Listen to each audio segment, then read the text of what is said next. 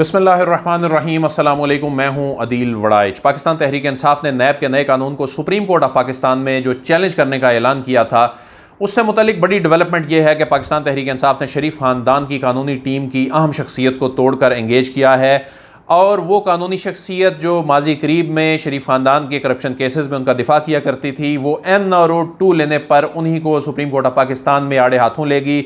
उन्हीं ने पिटीशन तैयार की है उस कानून के ख़िलाफ़ जो आज एक्ट बन गया है। वो बिल जो कि सदर मुमलिकत ने दूसरी मरतबा वापस भिजवाया था, लेकिन आइन के तहत 10 दिन के अंदर उसने कानून बन जाना था। सदर ने इसकी तौसीक नहीं की थी। अब वो आइन के तहत आज से कानून बन गया है, नोटिफिकेशन जारी हो गया है। अब इसके बाद सुप्रीम कोर्ट ऑफ पाकिस्तान में इसे आइंदा चंद घंटों में दायर कर दिया जाएगा।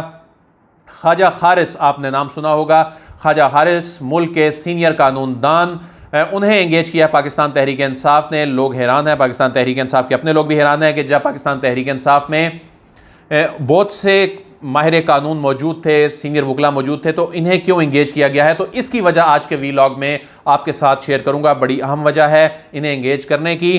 तो कप्तान का जो ये फैसला है बड़ा हैरान कुन है, लेकिन ये कितना मुअस्सर होगा, कितना टफ टाइम ख्वाजा हारिस हुकूमत को दे सकते हैं नैब के इस कानून के मामले पे। वही ख्वाजा हारिस जो कि पनामा केस में भी शरीफ ख़ानदान के वकील रहे और इसे मातहत अदालतों में, आला अदालतों में लड़ते नज़र आए।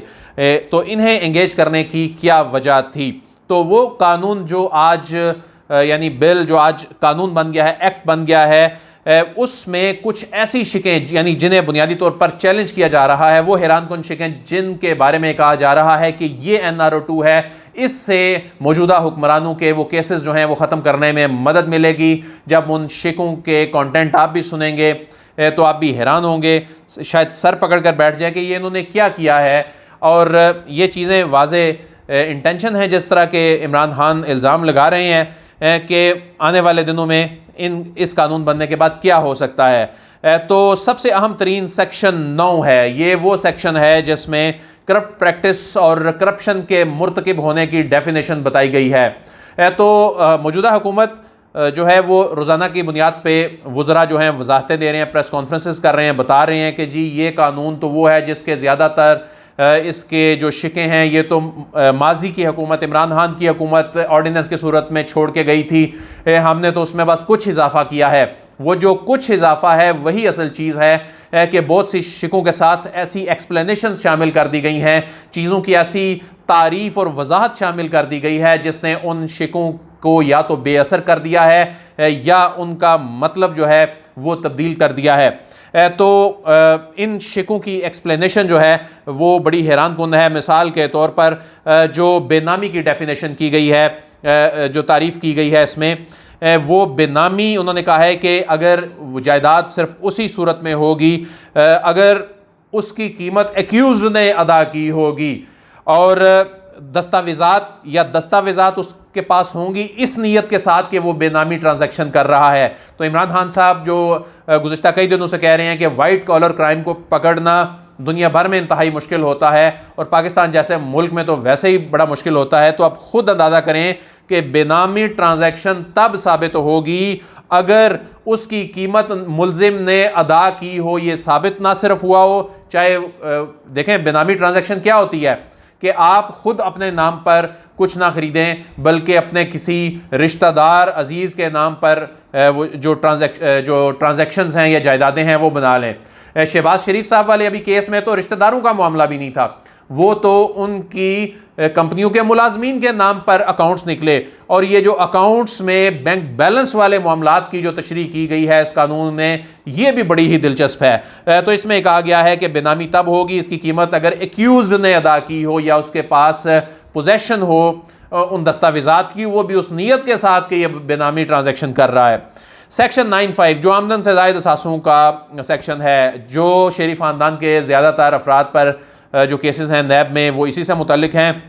आमदन से ज़ायद असासों का जो शिकें हैं, बेनामी ट्रांजैक्शन की जो शिक है 9(5) एसेट बियॉन्ड मीन्स, और इसमें इमूवेबल प्रॉपर्टी की कीमत का तयन किस तरह से किया गया है कि यानी अगर किसी की प्रॉपर्टी पकड़ी जाती है करप्शन केस में, तो इसमें यह कहा गया है कि इमूवेबल प्रॉपर्टी की कीमत का तयन उसकी ख़रीदारी की तारीख से होगा। मिसाल के तौर पर अगर किसी ने कोई 10-15 साल पहले करप्शन की है तो वो 10-15 साल पुराना जो रेट है, अगर 10-15 साल पुराना केस है तो उसका पुराना रेट वो भी जो डिस्ट्रिक्ट कलेक्टर ने या एफबीआर के मुताबिक उस वक्त के डॉक्यूमेंट्स में लिखा होगा उसके मुताबिक उनकी कीमतों का तयन होगा और उन कीमतों के तयन के हिसाब से फिर वो करप्शन का जो एक उसका इम्पैक्ट है वो मैयर होगा।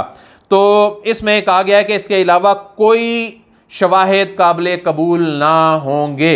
इसके अलावा मूवेबल एसेट्स में क्या कहा गया है कि बैंक में जो क्रेडिट ट्रांजैक्शंस होती हैं, जो क्रेडिट होती है अमाउंट, इसमें जो क्रेडिट एंट्रीज हैं चाहे वो जितनी भी हो, यानी आपके अकाउंट में चाहे जितना भी पैसा आ रहा है क्रेडिट हो रही है अमाउंट, वो एसेट के तौर पर नहीं देखे जाएंगे, असासों के तौर पर उन्हें नहीं देखा जाएगा, बल्कि जिस दिन इंक्वायरी शुरू होगी उस दिन का जो बैंक बैलेंस होगा वो एसेट के तौर पर देखा जाएगा। आपके अकाउंट में मिसाल के तौर पर करोड़ों रुपया आया है और वो करोड़ों रुपया निकल के कहीं और पहुंच गया जहां उसने पहुंचना था, तो आखिर में 10 रुपए बचे हैं, तो वो 10 रुपए वो असासा होगा जिसका आप हिसाब ले सकेंगे।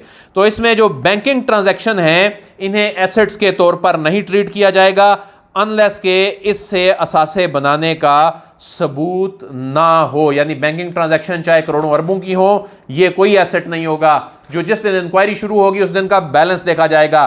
9(6) में इख्तियारात के नाजायज इस्तेमाल से फायदे हासिल करने से मुतल्लिक है ये। इसमें क्या एक्सप्लेनेशन दी गई है कि अगर कोई काम जो इख्तियारात, जिसको आप इख्तियारात के नाजायज इस्तेमाल का काम कह रहे हैं, अगर कोई काम अच्छी नीयत से किया गया है और अपने फ़राइज़ सरअंजाम देते हुए किया गया है तो ये जुर्म नहीं होगा। फिर एक्सप्लेनेशन 2 इसमें क्या दी गई है कि इख्तियारात के नाजायज़ इस्तेमाल का जो जुर्म है वो ना होगा, इख्तियारात का नाजायज़ इस्तेमाल जुर्म ना होगा अनलेस के साबित ना हो जाए कि पब्लिक ऑफिस होल्डर ने उस शख्स से माली फ़ायदा लिया है जिसके हक में वो इख्तियार इस्तेमाल हुआ हो, यानी उस पर इख्तियारात के नाजायज़ इस्तेमाल का जुर्म नहीं होगा। उस बंदे पे ये साबित करना होगा कि जिसके लिए वो काम उस बंदे ने किया उसने उससे माली फ़ायदा भी लिया हो। फिर इसमें से एक सब सेक्शन 7 है वो निकाल दिया गया है। वो क्या है, अगर उस शख्स ने, यानी जिस पर कोई करप्शन का इल्ज़ाम है, उसने कोई ऐसा हुक्म दिया है, कोई ऐसी पॉलिसी जारी की है, कोई ऐसा SRO जारी किया है जिससे उसके रिश्तेदार या बेनामीदार को फ़ायदा हो, तो अब ये करप्शन नहीं होगी, इसे निकाल ही दिया गया है। तो अब ये करप्शन नहीं होगी क्योंकि इसे निकाल दिया गया है, करप्शन की डेफिनेशन पे ये पूरा नहीं उतर रहा। फिर इसमें जो धोखाधड़ी के मामलात जो हैं, पब्लिक एट लार्ज को के साथ चीटिंग का जो मामला है, उसमें जो प्रॉपर्टी के मामलात एक तो इसमें से निकल गए। फिर पार्टियों के माबैन सिविल और कमर्शियल तनाज़े जो हैं इस कानून के दायरे में नहीं आएंगे। तो सेक्शन 14 जो है ये मनी ट्रेल और बारे सबूत से मुतल्लिक है। इस शिक को ही जो है वो निकाल दिया गया है और इसमें जो सेक्शन 14 जो है इसको निकाल ही दिया गया है जिसमें मनी ट्रेल और बारे सबूत का मामला था। अब वाइट कॉलर क्राइम में क्या होता है, और ये दुनिया भर में है, कि अगर आपके पास करोड़ों अरबों रुपया आपकी आमदन से ज़ायद असासे आ गए हैं तो दुनिया भर में तरीकाकार ये राइज है कि भाई आप इसकी मनी ट्रेल दें, आप इसको जस्टिफाई करें, ये अमाउंट कहाँ से आई, ये रकम कहाँ से आई, आपने उसमें एक जस्टिफाई करना होता है, उसको मनी ट्रेल देनी होती है। लेकिन अब मनी ट्रेल देने की जरूरत नहीं होगी, बारे सबूत एक्यूज पर नहीं होगा बल्कि नैब के लोगों पर होगा, चाहे अरबों करोड़ों रुपए उनके सामने किसी ने बना लिए हैं, लेकिन उनको लानी पड़ेगी मनी ट्रेल। अगर नहीं है तो ये सबूत लाने पड़ेंगे कि इसके पास मनी ट्रेल नहीं है। तो ये बर्डन ऑफ प्रूफ जो है वो नैब के लोगों पर चला गया है। नैब ने यह साबित करना है कि इसने करप्शन की है। और वाइट कॉलर क्राइम में तो आप इस तरह पकड़ ही नहीं सकते, और आपने बेनामी अगर किसी और के नाम करवा दी है तो उससे मुतल्लिक तो उन्होंने कह दिया है कि ये साबित करना होगा कि इसने रकम दी है या इसके पोजेशन में डॉक्यूमेंट्स थे और इस नीयत के साथ थे कि इस शख्स ने जो है वो बेनामी ट्रांजैक्शन करनी है।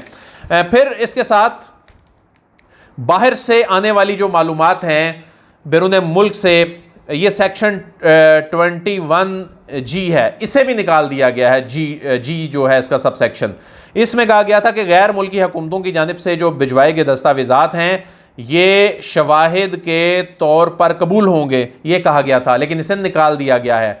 अब म्यूचुअल लीगल असिस्टेंस का FATF के कहने पर आपने कानून तो बना लिया। म्यूचुअल लीगल असिस्टेंस में क्या होता है कि आप बैरून मुल्क से एक्सचेंज करते हैं, मालूमात का तबादला करते हैं और उसके लिए आपके मुआहदे होते हैं उन ममालिक के साथ, उसके लिए आपने कानून बनाया। ये कानून ही नहीं माजी में हुकूमतें बनने दे रही थी।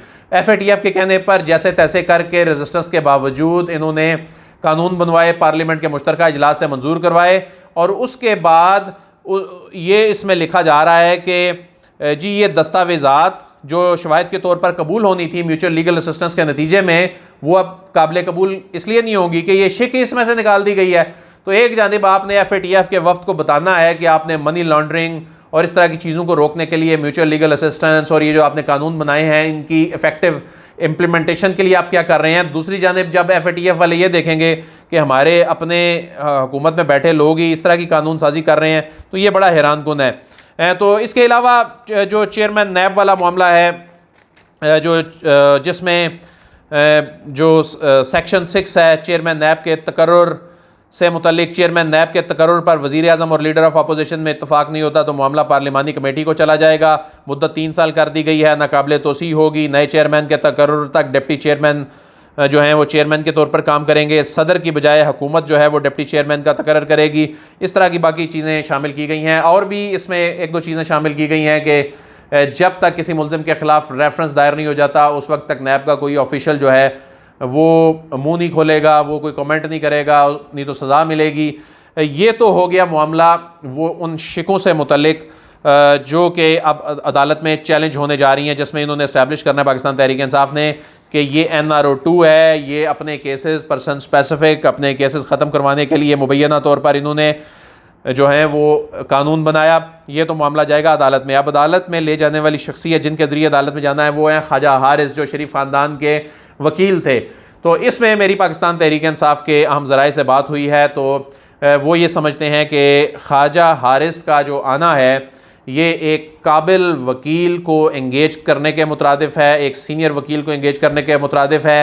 और अब इनके शरीफ ख़ानदान के साथ को ताल्लुकात अच्छे नहीं रहे, ख़ास तौर पर जब से शरीफ ख़ानदान ने आज़म नज़ीर तारड़ साहब को आगे लाना शुरू किया और ख्वाजा हारिस की जगह इनको आगे ले आए। तो इनका एक प्रोफेशनल जो एक उसे क्या कहा जा सकता है, उस तरह की रिलेशनशिप नहीं है इनकी आपस में, एक दूसरे के साथ अच्छे ताल्लुकात नहीं हैं। ये एक परसेप्शन है मार्केट में जो वकला कम्युनिटी में। तो ये आज़म नज़ीर तारड़ साहब जो हैं ये मरीम नवाज़ केस में भी आगे आगे नज़र आते थे। उस वक्त ख्वाजा हारिस को पीछे कर दिया गया था और उसके बाद फिर इन्हें आगे ला के वज़ीर कानून बना दिया गया।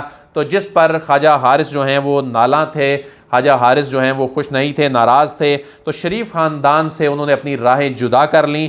तो जो वकील होता है जी, वकील के लिए तो क्लाइंट्स ही सभी होते हैं, अनलेस कि वो कोई सियासी ओहदा ना ले ले, उस सियासी जमात को ज्वाइन ना कर ले। आज़म नज़ीर तारड़ साहब जो हैं वो एक सीनियर वकील हैं, लेकिन उन्होंने एक वो एंगेज हो गए, उन्होंने मुस्लिम लीग नून की तरफ से, चूँकि वो सेनेटर बन गए।